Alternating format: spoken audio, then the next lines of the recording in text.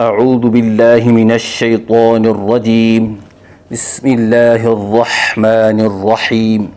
پہلی تختی کا 11واں سبق حرف زا کے متعلق ہے۔ حرف ہے زا۔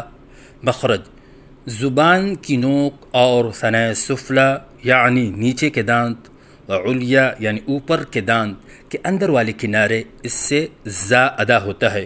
یعنی زبان کی نوک جب اوپر اور نیچے کے اگلے دانتوں کے درمیان ہو تو اس سے زا ادا ہوتا ہے۔ جیسے کہ آپ کو اس نقشے میں نظر آ رہا ہے کہ زبان دونوں دانتوں کے درمیان ہے۔ پڑھنے کا طریقہ: زا کی ادائیگی کے وقت زبان کو دونوں دانتوں کے درمیان لائیں اور سیٹی کی آواز نکالیں، کیونکہ زا میں سیٹی کی صفت ہے، اور پھر منہ کھولیں، کیونکہ الف کی ادائیگی منہ کے کھولنے سے ہوتی ہے، اور ایک الف کے برابر لمبا کر کے پڑھیں، جیسے زا، نہ ایک الف سے کم ہو جیسے زا، اور نہ ایک الف سے زیادہ ہو جیسے زا۔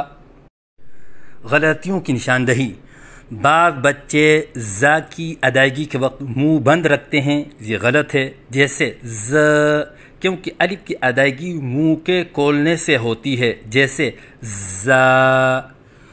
بعض بچے الف کے بعد حمزہ کا اضافہ کرتے ہیں، یہ غلط ہے، جیسے زا۔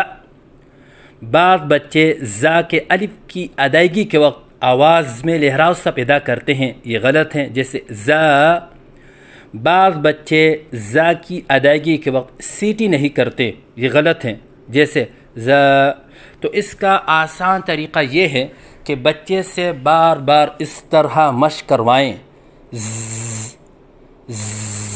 اور بار بار مشق کروانے کے بعد جب اس طرح آواز بن جائے تو اس کے بعد پورا حرف پڑھیں، جیسے زا۔ تو اس طرح مشق کروانے سے انشاءاللہ سیٹی کی آواز درست ہو جائے گی۔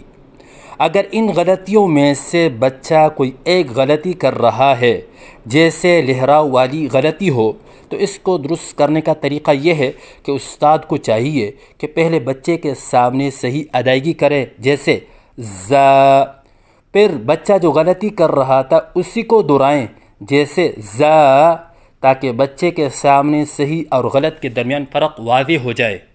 اگر اس سے بھی یہ غلطی درست نہیں ہوئی تو اس کو درست کرنے کا آسان طریقہ یہ ہے، جیسے کہ کسی کا نام زاہد ہو تو زاہد کا نام بالکل آہستہ بولیں، زاہد۔ تو دیکھیے، نہ ہم منہ بند کر کے نام لیتے ہیں زاہد، اور نہ ہم حمزہ کے ساتھ نام لیتے ہیں جیسے زاہد، اور نہ ہم لہراؤ کے ساتھ نام لیتے ہیں جیسے زاہد۔ جیسے لفظ زاہد کے زا کے اندر آواز درست ہوتی ہے، ایسے ہی حرف زا کے اندر آواز درست ہونی چاہیے۔ تو صحیح ادائیگی ہے زا۔ غلطیوں کی نشاندہی: منہ بند کر کے پڑھنا جیسے ز، یہ غلط ہے۔ حمزہ کے ساتھ پڑھنا جیسے زا، یہ غلط ہے۔ لہراؤ کے ساتھ پڑھنا جیسے زا، یہ غلط ہے۔ بغیر سیٹی کے پڑھنا جیسے زا، یہ غلط ہے۔